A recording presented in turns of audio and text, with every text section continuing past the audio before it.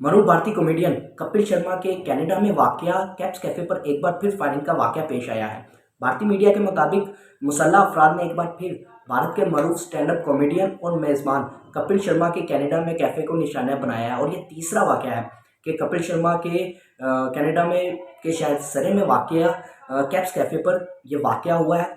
इस बार Lawrence Bishnoi gang से वाबस्ता एक गैंगस्टर ने फायरिंग की जिम्मेदारी भी कबूल कर लिया है। रिपोर्ट के मुताबिक मुसल्लह अफराद ने कैफे पर अंधाधुंध फायरिंग की, ताहम किसी जानी नुकसान की इतला नहीं है, लेकिन जबकि जो कैफे है उसको शदीद नुकसान पहुंचा है। वाकई की इतला मिलते ही वहाँ की जो कनाडा की पुलिस है वो वकुआ पर पहुंची और इलाके को घेरे में ले लिया। उसके अलावा मुख्तलिफ जावियों से इस मामले की जो है वो जांच पड़ताल चल रही है और सीसीटीवी कैमरास की भी मदद ली जा रही है। कैप्स कैफे पर इस फायरिंग के हमले की जिम्मेदारी कबूल करते हुए बिश्नोई गैंग ने कहा है कि हम कुलदीप सिद्धू और गोल्डी ढिल्लू कैप्स कैफे पर होने वाली फायरिंग की जिम्मेदारी कबूल करते हैं। हमारी आम आवाम से कोई दुश्मनी नहीं। उन्होंने मजीद कहा, जिन लोगों से हमारा झगड़ा है वो हमसे दूर रहे, जो गैर कानूनी कामों में मुलव्वस है और दूसरों का पैसा नहीं देते वो भी तैयार रहें।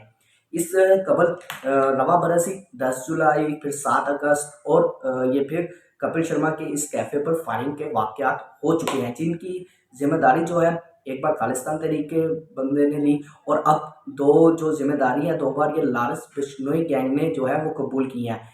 इतलात के मुताबिक कनाडा में कैप्स कैफे पर बार बार हमले की एक वजह जो है वो कपिल शर्मा की बॉलीवुड अदाकार सलमान खान से कुर्बत बताई जा रही है।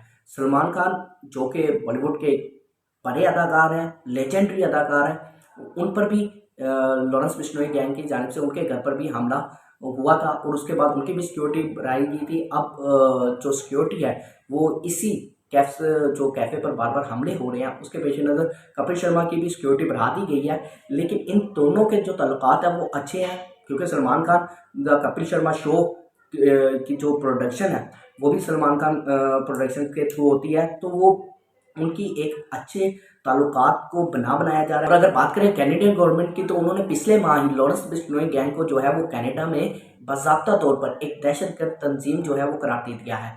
लेकिन बार बार कपिल शर्मा के इस कैफ़े पर हमले होना, फायरिंग होना, कपिल शर्मा के जो सपोर्टर्स हैं, जो उनके मद्दाह हैं, उनके लिए एक परेशानी का बायस है। खुद उनके लिए भी परेशानी का बायस है कि बार बार ये हमले किए जा रहे हैं। और इससे पहले जो ग्रेट लेखकार हैं सिद्धू मूसेवाला, जो यंग जनरेशन में बहुत पॉपुलर थे और उन्होंने बहुत जल्दी उन्होंने अपना नाम बनवाया था, उनको भी कत्ल कर दिया गया था, मार दिया गया था और उसकी जिम्मेदारी भी इस लॉरेंस बिश्नोई गैंग ने ही ली थी। और सलमान खान के घर पे भी फायरिंग, फिर उसकी भी इन्होंने जिम्मेदारी ली। एक मिनिस्टर के मारने की भी जिम्मेदारी इन्होंने ली हुई है और कहा हुआ है कि ये जो है सलमान खान को कतल नहीं छोड़ेंगे और उसके साथ जुड़े लोगों को भी ये धमकियां देते हैं और कहते हैं कि उसके साथ जिसके ताल्लुकात हुए सलमान खान के साथ उसके ये नहीं छोड़ेंगे। ये 12 जो है रिपोर्ट होता हुआ आया है।